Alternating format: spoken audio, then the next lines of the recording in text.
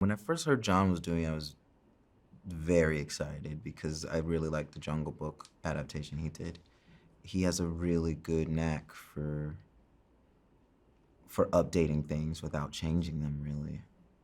I think that's really hard to do. Most people hate sequels. I understand I'm one of those people. I don't like, it's not even change, but I don't like it when things don't have a voice, you know? And sometimes the voice that's in it already is enough, you know? But he really cares about the project and really wants to speak to it. And I think the message that this movie has is extremely relevant and it's like the first one where it's a different message, but they're both relevant all the time.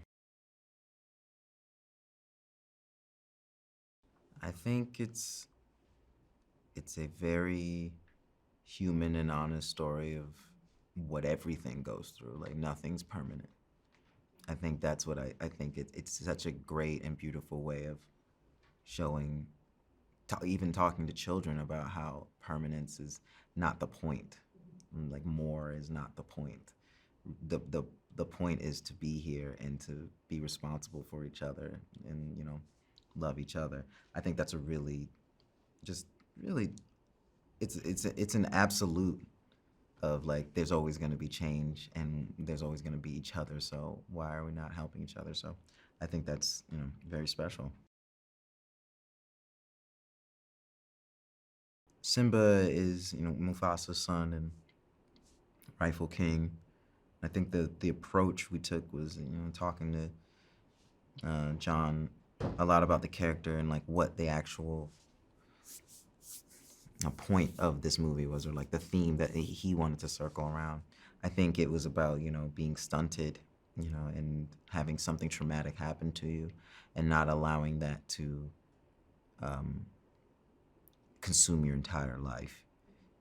It's which is very true. Like it's you can make all these decisions. You can Hakuna Matata it, or you can actually grow up and just learn from that experience. Simba is the prince.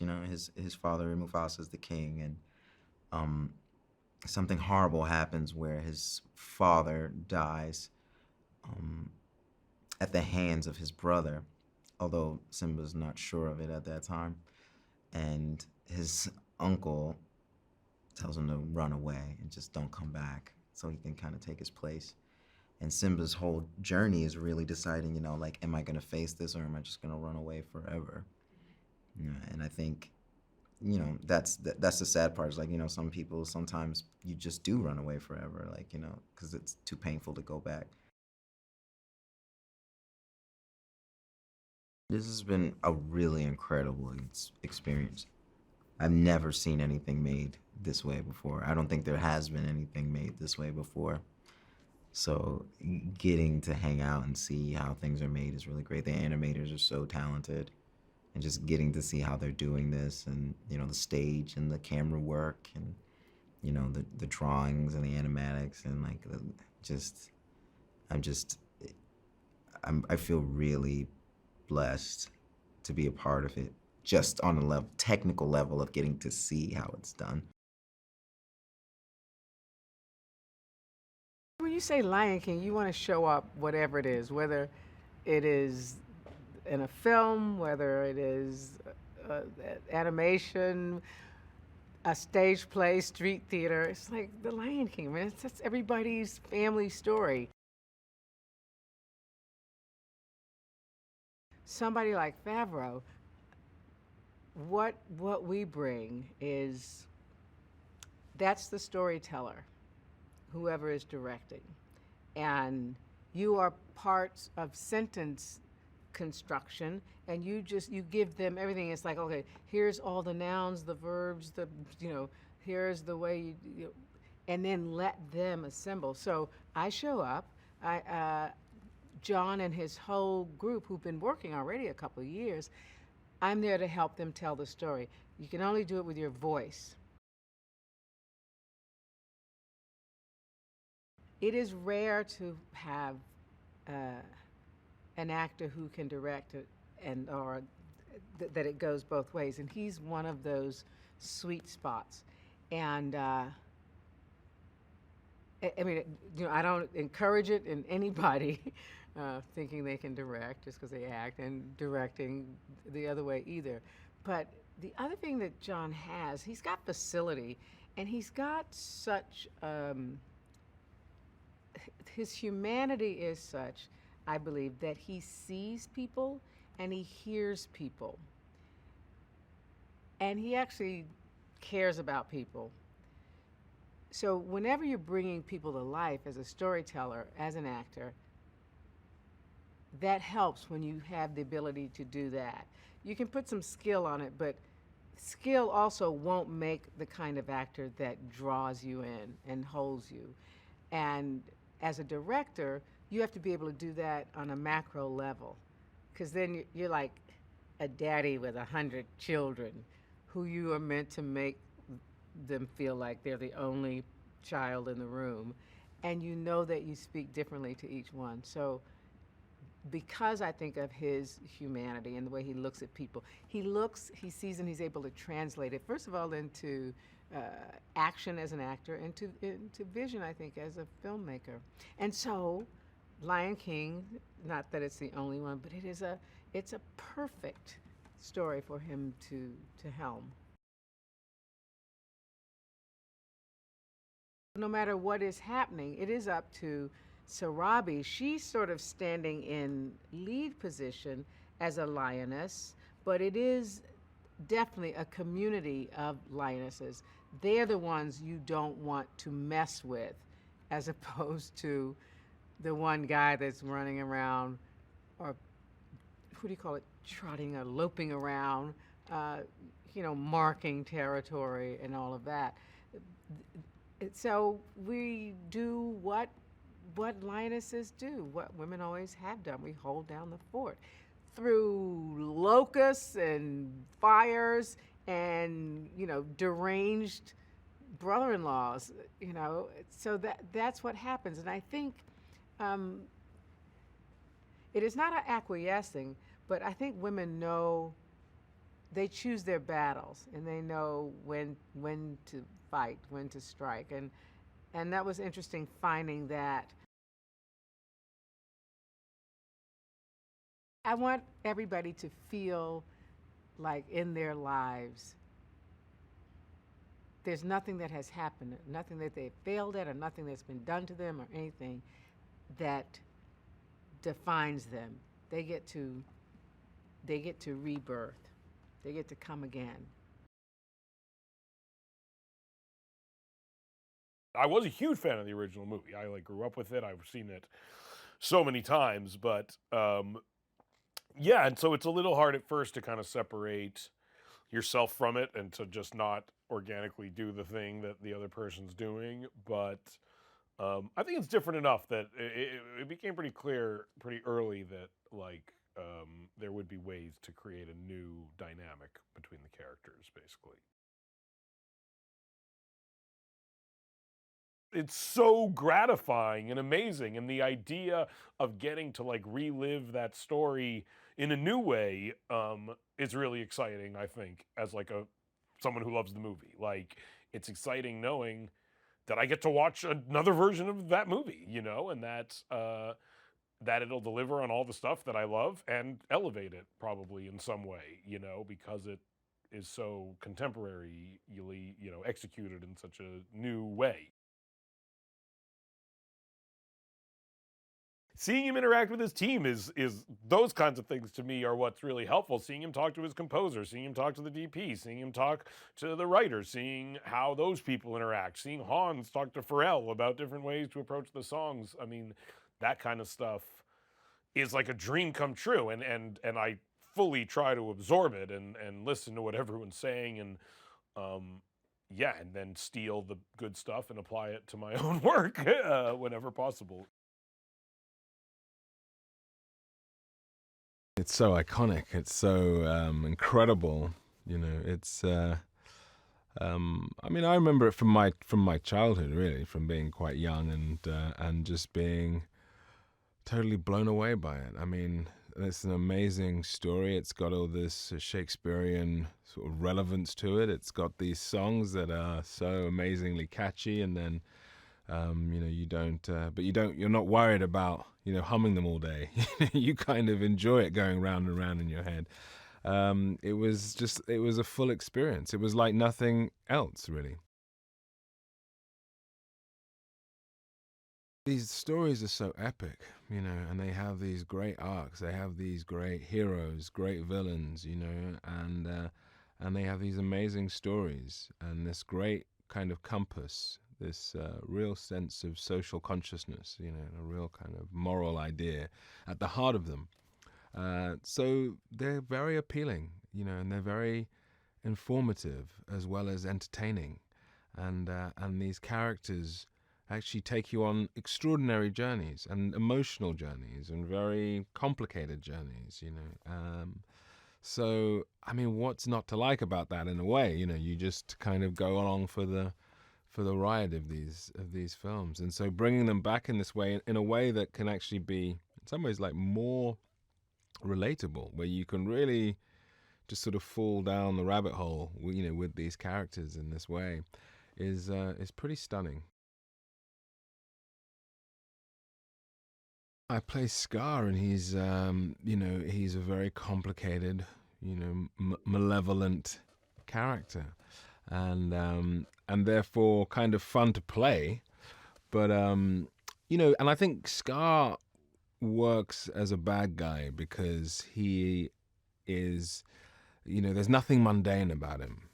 There's nothing sort of he doesn't want anything sort of as everyday, as revenge, or he's not fighting for those things, for sort of small things. He wants power. He wants it all, and there's nothing that he won't do to get it. So he's an incredible character in that way. He'll push all of the boundaries. He'll do absolutely anything and everything to get what he wants. And he's sort of written with a slyness, with a kind of, almost with a little twinkle, and that is, incredibly interesting and fun to step into. It's a very complicated relationship between Scar and Simba, and of course it's the area in which Scar shows himself to be the most kind of heartless and the most sort of malevolent, and this kind of trick of convincing Simba that he's responsible for his own father's death is just at the heart of the nature of this kind of very scheming character. Jon just seems to have it all there, and it's all kind of working, and he understands every part of the journey, and he understands as well how to, obviously being an actor as well, just how to work with actors and how to get the best out of them, and how to really support actors, especially it's some of it is slightly newer territory for me in this, and so having somebody who's really very aware of that and very sensitive to it, and can really kind of just guide you through all the choices and the ranges of it, and so you can really sort of find the character and find that performance and find how you kind of tell the story. You get something from it every time. It makes me very teary every time I see it. But it's about redemption. And it's about the fruition of coming to be an adult and taking on responsibility. And that's what it is. And it's a triumph of good over evil.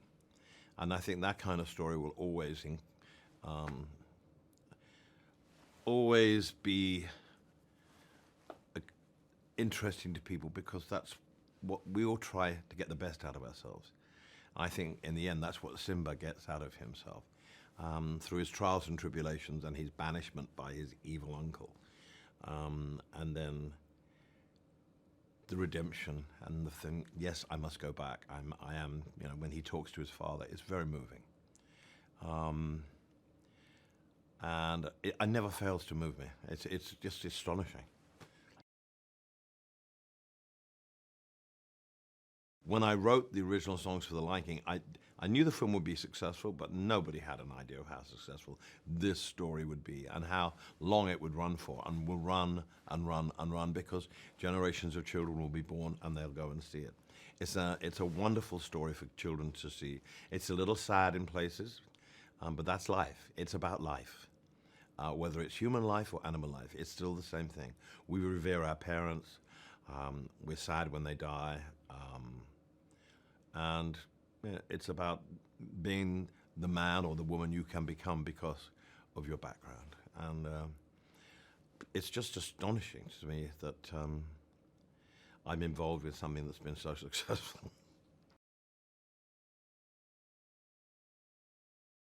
Tim is just an adorable kind of person you want to spend time with. And when he rang me and said, listen, Disney are making this film called The Lion King, and they asked me who I'd like to write with, and I said Elton John. They said, well, you'll never get him. And I said, well, are you kidding me? Yeah, I'd love to work with you. And then I got to see the script, I got to see the little animation boards, and then I got to see, as it came together. I have Tim to thank for the whole experience of The Lion King. That one phone call he made to me, again, in life you get these phone calls that change your life. That changed my life and my career. There's about 5 songs in the film from the original. Hakuna Matata, Circle of Life, Can You Feel the Love Tonight, I Just Can't Wait to Be King, and The Morning Report. And they wanted a song for the end, and I think Beyonce's written a song which is also going to be in the film. So it's a no-brainer. I mean, seeing as we were such a big part of the first thing, it was nice to be included in the second. Hans and I have been friends for so many years, and he's been great on this project and keeping me filled in and saying, listen, I think we're going to need a different song. This is not going to work. And if Hans says that, then I'm okay with it. And so we went in and wrote another song. I'm not too proud. If something's not working and you want to be involved with something that really works, then you go in and try again. There's no egos being bashed. She said, right, let's go and write another song. Tim, you meet in an up-tempo lyric. And we did it pretty quickly, but it was what was needed, and I was happy to comply with that. It's lovely to get the opportunity to write another song for the movie. It's obviously the same story, but told in a completely different way. This is photoreal. This is quite astonishing. This is a technique that's really brand new, really, and it takes a long time to get, and Jon Favreau is the master of it. So you want to be involved no matter what. It's The Lion King, for Christ's sake.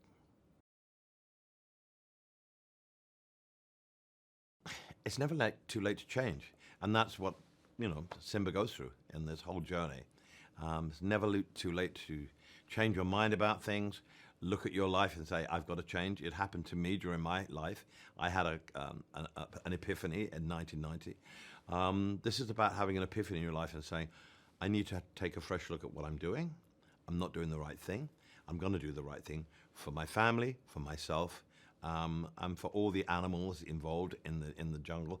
We don't want Scar. He's a bad egg. So this is a great message, and it's kind of similar to the way I've lived my life as well. So it really resonates with me. The people who saw it as children will be taking their children to see this. And so it's a whole new experience. I mean, forget the animation movie. This is a whole different thing. It's the same story, but it's more realistic because it looks real. I think people who love the original are going to love this one. It was overwhelming. I'm not even sure if there's another word for it other than overwhelming. It's such a cultural flashpoint in the history of our country, in the history of animation.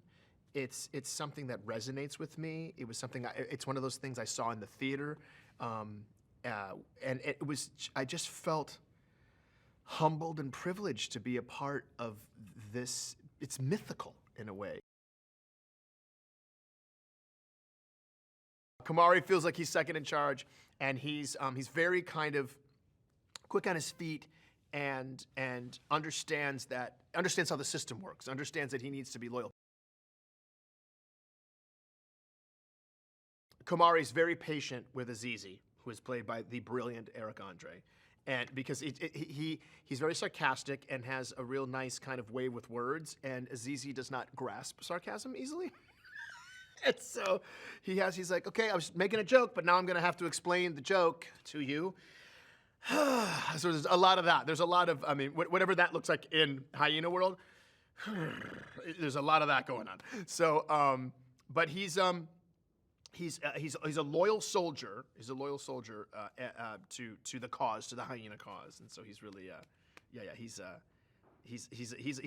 bit of a character. I'm humbled. I'm to be in the company of these other people, especially people who have been using their voice to make a living. You think of Donald Glover and the Childish Gambino, and how he has made such a mark on our world and on our industry by being this multi-hyphenate. And then, I'm sorry, Darth Vader? I mean, I get to say I was in a movie with Darth Vader. But Darth Vader is one of many things that James Earl Jones has done in his storied career. And I'm just so blessed that I get to be counted among these people. And we're talking about wonderful comedic actors, and John Oliver and Seth Rogen and Billy Eichner and Eric Andre. It's such a lovely, but then dramatic actors like Alfre Woodard and Chiwetel Ejiofor. The hits just keep on coming, and it's such a privilege. It's a privilege to be asked to have been just. I would have been the smallest part of this. Whatever they wanted, I would have done. You know, can I sweep the floors and I just really admire the wide, vast array of talent that's been assembled for this film. Jon's palette, his creative palette, is very wide. I mean, he's painting with a lot of different paints. I feel like I think of Jon Favreau and I go, so what would you call it, a quintuple threat? Yeah, I mean, the man has comedic timing, the man has technical know-how, the man has been on both sides of the camera successfully in very classic films. So not only does he understand as a writer how a film works and how a story moves forward and how to propel characters into the next situation, he knows how to do it also as a performer. I mean, you don't get to be in movies. I mean, you get to make The Jungle Book, and you were also in Swingers and Rudy? What? So, so you as an actor, you have this wonderful sense of safety around a director who understands rhythms and also understands intonation, and also understands what an actor's motivation might be, and if there was a way to enhance or intensify that motivation. He's the real total package in that regard. And the fact that he has so much passion for the technical side of the story is fantastic. This was the one I identified as the one that I felt I could really do something special with, because I understood how important that inherited relationship with the material and the characters was, and with the music. And it was it has such powerful themes and such timeless themes. Not musical themes, that as well, but I mean themes, emotional themes, and themes that predate the film. You're dealing with archetypes and struggles that, going back to Hamlet and before, when you're dealing with all of the betrayal and the coming of age and death and rebirth and all of the cycles of life that are what the foundation of all the myths around the world. We were talking a lot about whether we wanted new music or we wanted new characters or we wanted to replace something with something else.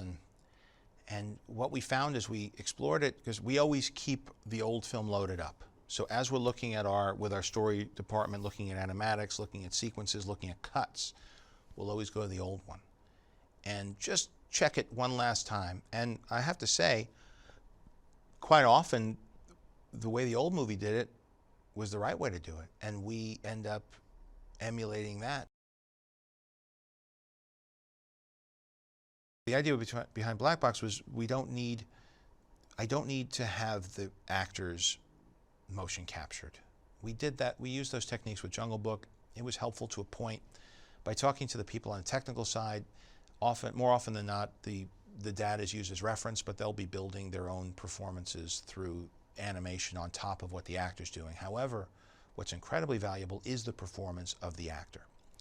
And so using the actor's performance as a jumping off point for an animator creates consistency. You inherit the actor's sophistication in the choices that they make. Having Donald Glover, who's an amazing singer, also amazing improviser, which is one of the things that really drew me to him, because he comes from a very common comedic background that I do, and he came up, with a lot of the people that I came up with. I was in the Chicago improv scene and overlaps with UCB and the Tina Fey's world and all that. So I knew that we were going to have a common take on how to do comedy and how to do that type of performance. For the older version of Nala, you have Beyonce, who is, when you think of somebody who you'd be excited to hear reinterpret this role, especially the musical performances, she's sort of in a class all by herself. I knew the audience was going to be hyper-focused on what we're doing. And I felt that I have come to a point in my career that I understand that relationship. And they're excited by the prospect of seeing the story told again, but they're also nervous that you're going to do it in a way that they don't like. And anything, on the one hand, they don't want you to change anything, but on the other hand, they don't want to just see the same thing all over again. And so it becomes this, enigmatic puzzle of how do you deliver on everybody's expectations and surprise them. And so I felt that I would use the approach that Walt Disney always used, which is engage on an emotional level, because that cuts through so much of the scrutiny. If you could connect, if you could make people feel something, it turns the judgmental part off, and it engages the immersive, empathetic, emotional part that I contend is the key aspect of the film viewing experience. Well, people often ask me if it's live action or if it's animation, and I guess the best answer is it's both, because we make a fully animated film, but then we go into that animated film and we make a live action film around the animation, and but I guess it's a tough one to answer, I like that people are asking the question, because it means that they're going to look at it and they're going to scratch their heads and they're going to deliberate over what it feels like to them. Because technically it's animated, but when you look at it, it's going to look live action. So it should fit within the gallery of live action animated adaptations. But yet, if you look at the skill and what went into it, it completely lives within the tradition of Disney animation. And so I think it's both. And I don't think you could really understand it until you see it and then you see how he did it. But what's good is it doesn't matter. What's good is if you go to the movie, you're going to be drawn in and you're going to see something that you've never seen before. I think if you have very clear and clean mythology associated with a story, it makes my job as a filmmaker much easier, because throughout the process of writing and developing and shooting and editing, you're trying to refine the story to something that's satisfying. And ultimately it is, the hero's journey, the monomyth, that all of these types of stories always tend to fall into the pattern of. There's different versions of it, but it's always the rise of the hero. There's always a predictable path of the plot as films or stories unfold. And The Lion King adheres very closely to that. And so it has a timeless quality, and it tends to play for different generations and around the world because it has such a relatable story. To me, casting is probably the most important part of making a film, because those partnerships are what get you through, and ultimately it's whose face is going to be on the screen. And in the case of The Lion King, although their faces are on the screen, their voices are so prominent and their personalities are defining the film. And long before anybody knows what you're doing or sees any footage, they're going to hear about who's in it. And so it sends a message to the audience as to what this film is going to be like. Now, as you get closer to films like Jungle Book and then Lion King, and I'm working on Star Wars now with The Mandalorian, you are dealing with a very engaged audience that oftentimes with these properties have grown up with them and they have an emotional connection to them. In certain cases, spanning several generations within their family. So you're not just remembering Lion King, you're remembering Lion King when you saw it when you were 7, or you're remembering Lion King when you brought your kid to it, or you're remembering Lion King when you saw it and then you introduced your kid to it, and then you went to the musical. And so you have this whole basket of memories and emotions that are related to this thing. And so there's a certain protectiveness that people feel because those memories belong to them. And although the IP came from the team that made the original productions, the memory and the sense of connection and even ownership is very much part of very much in the audience's mind. And I think that to not acknowledge that or understand that is to not be serving the property. So the idea here was create an environment that everybody intuitively understands, give them a little bit of superpowers so they can pick up trees or fly through the air, but make it reach for their gut, not for their brain, so that people are making a movie from the heart or from the inside rather than, well, in the course of a series of emails that I wrote over the course of 8 months, I think I described what I wanted in this shot, and then one day I saw it and hopefully had enough time to react to it. It took, a couple of days for everybody to get comfortable with virtual reality. And it took a couple of weeks for everybody to get comfortable with what the tools are capable of. And now, because they keep pushing the envelope and asking for new capabilities or new things, it's an ongoing process. The overarching strategy for how we built this system was to recreate as closely as possible a live-action film set. We all know how they work. And there are certain advancements in technology that you find on film sets, like super techno dollies and stuff like that. I mean, you got really complicated pieces of kit that people have, over the course of many shoots, kind of figured out how to wrap their heads around those capabilities. But we generally built the foundation to assume that it was going to work like a live-action movie set with all modern live-action movie equipment. What I find so special about the movie, the story is just so nice, like this young Simba who is really innocent in the beginning, and he wants to become king, and then the evil uncle who also wants to be the ruler of the, of their home, and he has to grow up. And what I always thought was special about the movie was that you see a character dying, a character that you like, and then you ask yourself, it happened so early, what will be the kid's experience, or the cub's experience from now on? And he grows up and he comes back and then he takes what's his. So that's special. Shinzi is a hyena, and hyenas and lions have been at war all the time. So she is also someone who wants to have power. She's also someone who doesn't feel comfortable with her life, and she lives in a pack, so she has a lot of people around her. She is a leader, and she's also a threat, and definitely someone you can't trust. Well, he encounters the hyenas because he makes a mistake. He goes to a place he's not supposed to go to, and he has been led there. It's not a coincidence that he ended up there.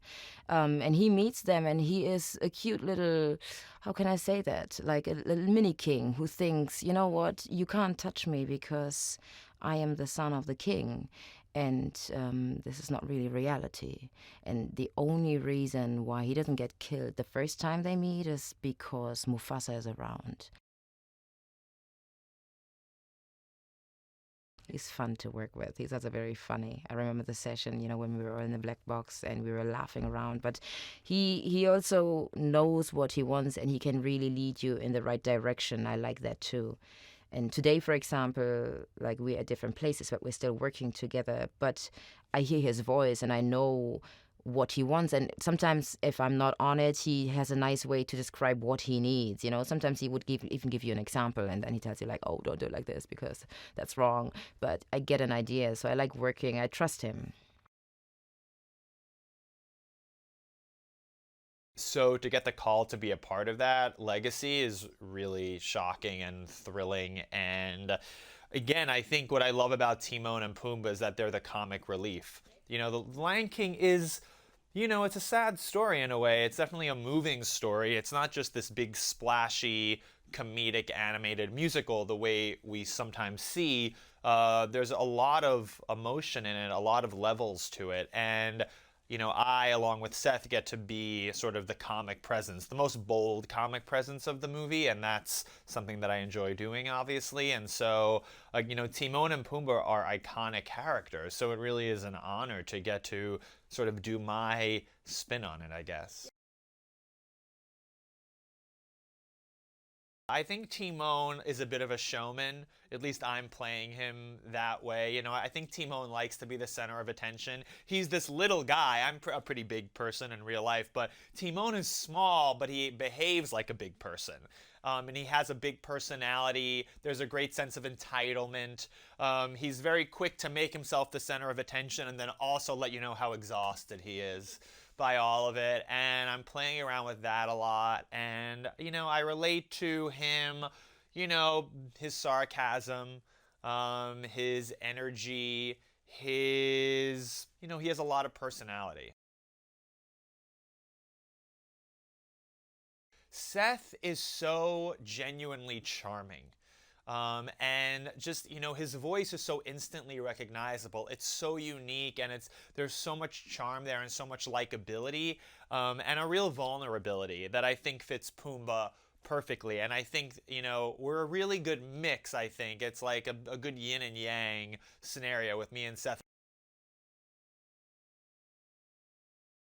Well, it's Hakuna Matata, and people really love Hakuna Matata. And Hakuna Matata as a phrase has stayed with us for the decade since the original Lion King. That's part of the cultural lexicon. So, on the one hand, you don't want to mess with it too much because people want to hear Hakuna Matata. I mean, Hakuna Matata was pretty solid already. At the same time, we're throwing in some jokes here and there. We don't want to just copy what Nathan and Ernie Sabella did with the original Timon and Pumbaa. We want to put our spin on it. Jon's amazing. I really, sometimes you work with people that you don't trust as much, or you don't know whether you can trust them, especially with comedy because it's so subjective, But with Jon, I know his previous work. I know him as a person. I fully and completely trust his point of view, so it's never really a fight. He's so collaborative. He chose me to be in it. I didn't have to audition for it. He knew my work and he wanted me in this. So I trust the fact that he trusts me. And likewise, it's very much a two-way street. I trust him too. And he's living with The Lion King, day in and day out for years and preparing this movie. So no one knows it better than he does. I was 11 when the 1994 version came out, and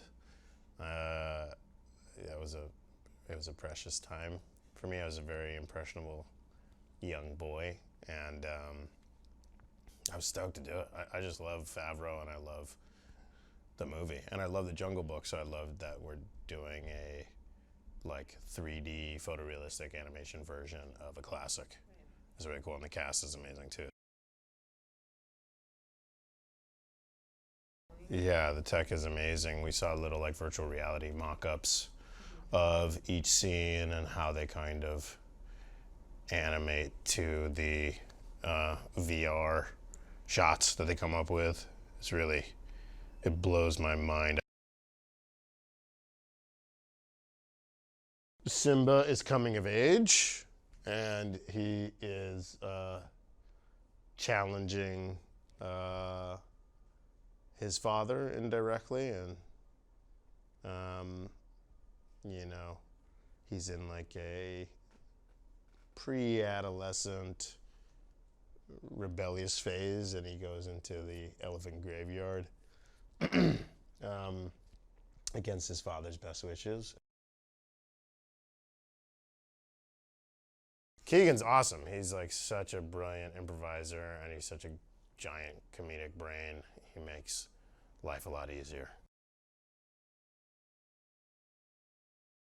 Favreau is great because he comes out of improv and Second City, and he's easier to communicate with. And he's a performer. You know, he lives on both sides of the camera, so he's easier to, he's really easy to communicate with. And just his demeanor, he's such a Zen master. First of all, its storyline and just how impactful the message is that the movie just puts out there. Hakuna Matata, Mufasa's quotes, all of the things that he says to Simba, and just all of the things that could really help somebody. Well, I did do my research. I did watch the movie a few times. That's not really research, but I watched the movie a few times just to check it out. I hadn't watched it in a while, so I was like, hey, let's pop in the movie. Let's watch it. And I watched it. It was good as usual. And probably the day of recording, I was very prepared. So I think that helped. I would say Simba is a very brave, courageous, and a king. He's a very, very sure of himself type of guy. I think their relationship is very great. It's pretty sad that he died because he was very young. And I still think that their relationship is very close and very tight. He's the best. He is my favorite director, first of all. I just gotta put that out there. He's my favorite director that I've worked with, that I've met. And he's just a really great person. Like, he remembered my birthday. He remembered my brother's birthday. He's really nice. He was a great director. Well, we knew when we started that we were going to be working without actors on the stage, so we had to do something fundamentally different about the way we capture the actors' performances. So Jon Favreau, being an actor himself and starting off as an actor, was very mindful of keeping this rooted in real human emotions. So he developed something that we call the black box theater. Instead of actors standing in front of music stands with their reading glasses and reading off a script and doing what wonderful animated films have done for decades, we thought we'd take that to the next level and have a theater in the round, an environment where the technology disappears, the cameras are hidden, behind curtains, and men wearing black and women wearing black costumes as set up as camera operators, and just to let the actors emote, just to let them walk around in a space off book, maybe looking at their iPad perhaps, but being really in the environment that they imagine themselves to be in. And we recorded those actors in this black box theater and got real emotions and real dynamics between them. I'm excited by being involved in a milestone technological picture. I think this is really crossing new horizons, not only in terms of photoreality, but in terms of capturing real-time animation using cameras, virtual lights, basically playing a video game, the result of which is a movie. So that's very exciting, but it's a twofold dynamic because one, you have to completely, as a producer and part of the team, develop that technology, and then you have to make sure that it's invisible to the audience and invisible to the artists, our filmmaking artists. Well, I don't know how much the original filmmakers knew they were creating gold with the music that they did, but they just did something so brilliant with that movie. I mean, I think half of what people remember from that movie is the music. So we're standing on their shoulders, remember, and we had the opportunity to say, you know what, these are classic songs. These are songs that live on 25 years hence, hopefully 25 years from now, and they deserve the best treatment. So we hired Donald Glover, who, you know, AKA Childish Gambino, who sings the heck out of this music. And Beyonce, need I say more? I mean, born to Nala, we're so lucky to have her. But the two of them at the musical core of this, along with Hans Zimmer, who's just the most amazing composer. That's the challenge, is how do you take something that people revere so much? And so Jon, I think he's very sensitive to that, and you know, he's careful to preserve everything that people love about the film, and also taking the other material, the stage play, and there's a lot that people love about that, and just sort of taking everything that he can to honor this story and honor the film and make the fans happy, all sort of in service of telling this wonderful story. Coming into it, one of the things we knew we had to do from the get-go, based on just our love of the old film and also the fan reaction to the announcement, everything, we knew we had to keep these songs. They were, you know, as much as people love these scenes with Mufasa and Simba, it's Hakuna Matata and the Circle of Life and I Just Can't Wait to Be King. These are really important to this film. Like, you can't have Lion King without those. And so it's great to be able to have actors who can actually sing. Going into it, you know, you knew James Earl Jones. I can't think of anyone else who could ever play Mufasa. That was just, there's no other choice, right? And fortunately, he's able to be Mufasa still. And that was a pretty easy decision to make. And at the same time, we announced Donald Glover, who just to us was just absolutely perfect for playing adult Simba. I mean, his singing career is incredible, and to have his talent in his improv background, and he's on fire right now. He's doing so many creative things, and it's just, he's perfect for the role. And so we announced the two of them together to tell the public, like, we're going to honor the original, and also here's what we're bringing new to it. I think Zazu is basically a bird who likes structure. So, you know, you just want things to be as they are. And again, I think there are British echoes there, because we tend to favour structure in lieu of having an emotional reaction to anything. And, you know, even in answering your question, I'm not emotionally engaging in this at all. I'm just going through the structure of a basic question-answer response. So you basically deflect all powerful feelings about anything into a process of how things should be done. That's Zazu in a nutshell. Well, I liked Zazu when I was a kid, so I'm a fan of him, and now I'm just trying not to ruin him for future generations. I guess, you know, I really loved the character of Zazu because he was funny. I liked funny characters in things. I guess partly because they're not fully emotionally engaging in any situation, but I like kind of witty animals. I've always liked a wisecracking bird. And so now I am that wisecracking bird.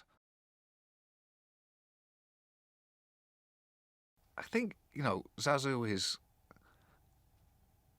kind of in awe of Mufasa as a leader.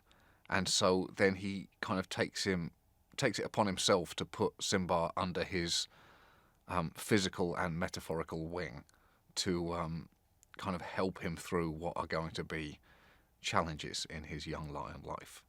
So I think he feels a lot of responsibility for him without, being able to protect him in any physical way due to the fact, he's a bird. The thing I liked about The Lion King the first time was that the scale of it, the animation scale of it felt kind of new. And this is going to feel the same way again, because it's barely fathomable unless you work in this particular world of animation to know how it is physically possible to do the things that they are doing. What we did on Jungle Book is we had people in their traditional ADR recording sessions, and that was great. But what you find is that they just have their script, and they tend to look down at their script and look back up at the monitor and look down at their script. Jon came up with this concept of having actors actually interact in a volume. So he called it black box theater, which is essentially a big black room with 6 reference cameras. People as invisible as possible so the actors can really feel like they're by themselves and actually engaging. And that way you get winks, looks, distance. Not just research, but inspiration. The people that needed to be inspired and understand how Africa really is went. Caleb Deschanel, our production designer, James Chinland, the VFX team, Adam Valdez, Andy Jones, who needed to find his lions and watch how they actually behave in their natural, environment with his eyes. Great things came from it. We have video that Andy has from, he found a baby lion and he liked the way he walked, and we're watching everything from his strut to the thickness of his legs to the amount of flies on him, everything, how full his belly is. There's so many things you learn on top of the textures and the environments and where this could really happen. You want the actor to be able to be the one singing, and there are so many amazing, talented people out there. Jon had run into Donald Glover at an event, at a round table, and was trying to lure him. He's obviously an immense talent in every category, and that was really exciting. Beyonce is, the best pipes around, and that is really exciting. As far as the young Simba and Nala, we started looking at local talent and talent around the U.S. as well as those who have already performed on Broadway, and that was great. But as far as James Earl Jones goes, there's no one that can be James Earl Jones. So there's a storyboard story department that comes up and sort of fleshes out. It's almost like the script writing portion, where you see the script come to life and change the script to create the beats. Then when we get it on stage, then we take that, we sometimes ignore the storyboard frames, sometimes we incorporate them in, depends of what we like the ideas in them. But it's so much easier once you're in the environment to pick the shot that really couldn't be done that well in storyboard form. The idea might be there, but the visual is not. So we're really doing it identically to what we did on Jungle Book, except a much more immersive, much more collaborative, where the crew could now walk into the same environment, experience the same things, and then rub off each other what they like, and then it invites a discussion that otherwise you would never have. Black box theory is the idea is to basically uninhibit the actor. They can walk around, ad-lib, improv a certain thing, spark off each other, and then the performance that comes off of that is now much more elevated or another iteration of performances. And that's what Jon's an actor, so he really likes that, and because then he gets to interact with them like he would on a stage. And so that part is what we set up to do. And then we just photograph with multiple cameras so the animators can see the intent of the actor, even though it's not a direct translation because they're not an animal, they are. But when they pause and they look and they stop and you see them thinking, you know that that's what the drive of the performance is. I think that I started watching the movie when I was about maybe 5 or 6. I can't really remember. But I definitely loved seeing it. And I was like, wow, I want to be young Nala one day. And then, a couple years after that, then I got, The Lion King on Broadway. And then a couple years after that, here I am today as young Nala in, the all-new Lion King.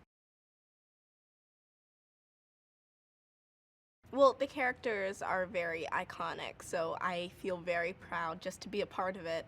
And I definitely want there to be, a lot of inspiration in the characters as well, like the same as like the ones, in the original movie. So that's why I wanted to add in some really nice characteristics into young Nala to make her, inspiring to, other little girls just like me when I was watching the original one. I think that it's really just the sense of family that, all of the lions have together in the Pride Lands. I think that kind of reminds people of their own families because, I don't know, maybe some family member might be a little bit, off the rails or, something like that. But I think that it's really relatable and it's just a story that you can watch with your whole family. Nala is super enthusiastic. She's so smart. She's really selfless. And I think that she really just wants to share all of the amazing qualities with herself to the rest of the world. And I definitely love that about her. And she's so inspirational. And that's incredible for, for young little girls and for basically anybody who's watching the movie. Jon Favreau is so sweet, and it's great because after shooting, I got to see him in so many films that I've never seen before. And I was like, oh, I know him. And that was awesome. And as I said before, he gives us so much freedom to just work on our characters, with ourselves. And it was really awesome working with him. I would definitely want to work with him again. I think the human emotion for The Lion King was something that was quite unique to a lot of the Disney classics. It's something that resonated very deeply in all of us because the circle of life. And to see how that circle evolves through generations is something that is something quite unique to any film that I know of.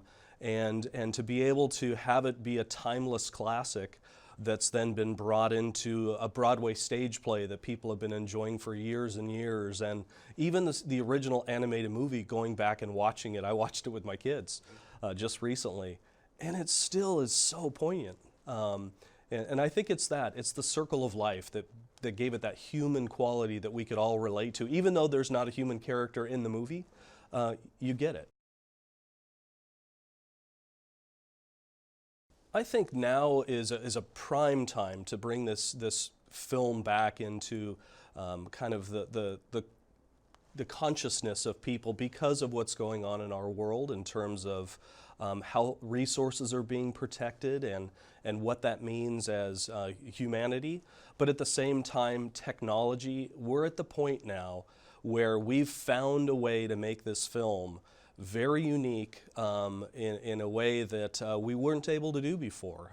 I know that Jon and the team, they really pushed the envelope on the Jungle Book, but even the envelope that they're pushing then is very different from what we're doing now.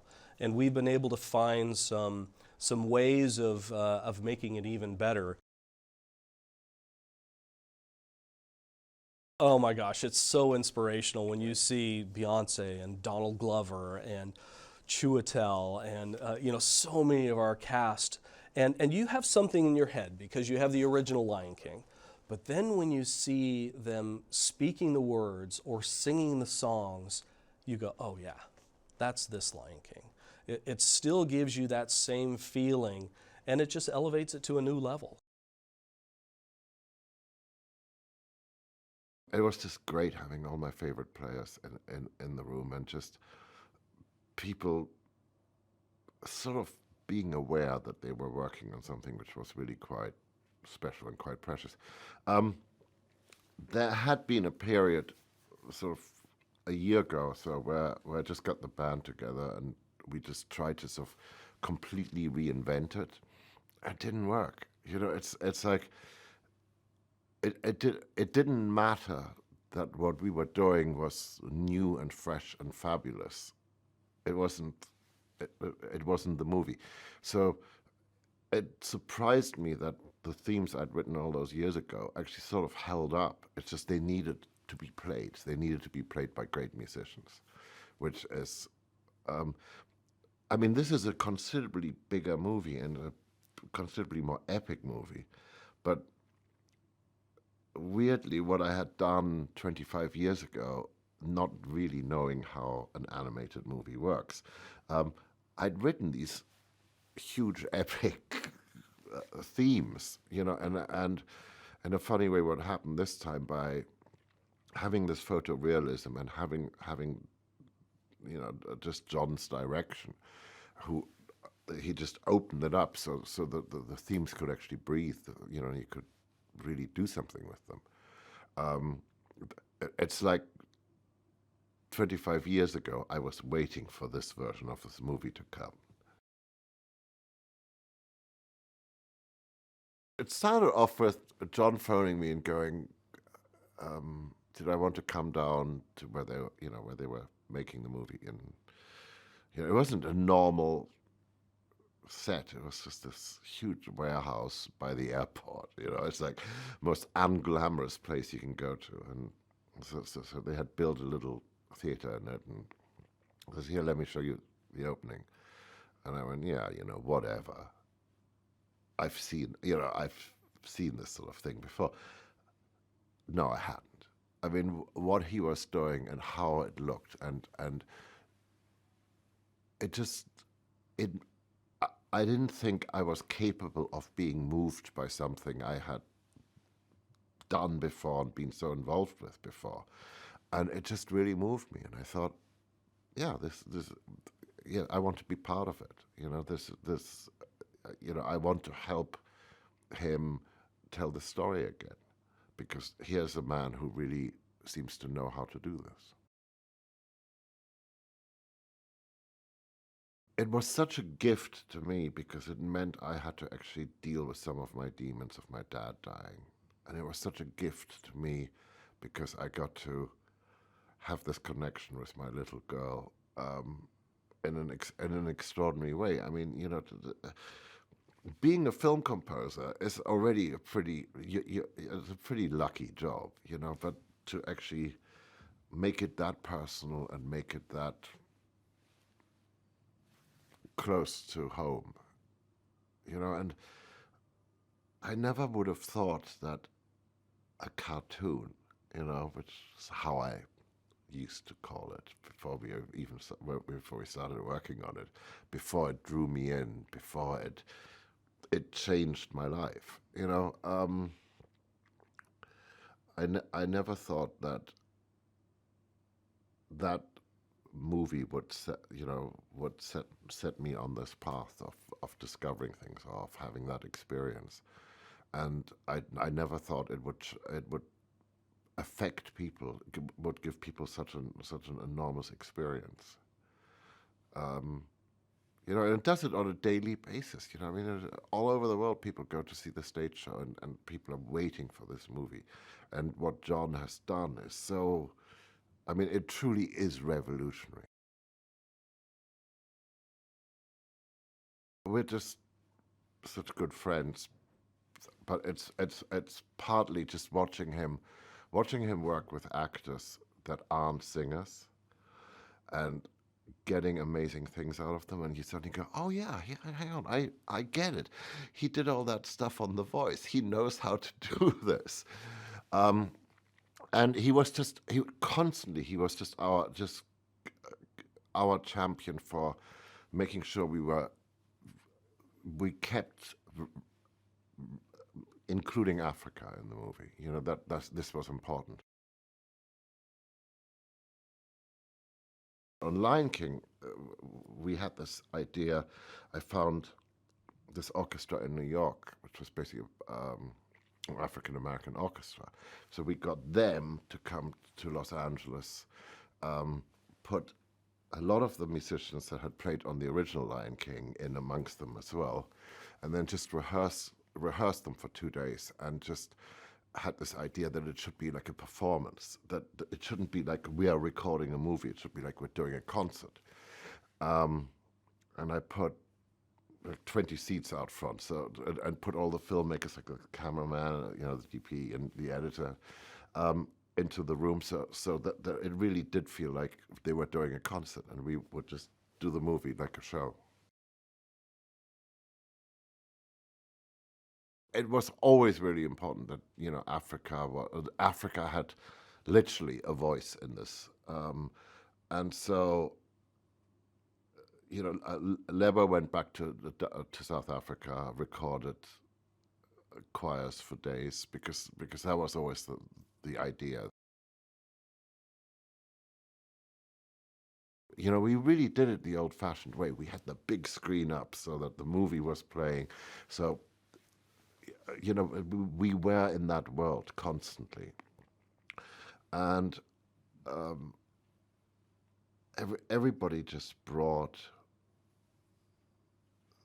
the best, the best energy. But it's not so much the energy, it's they just played from their hearts.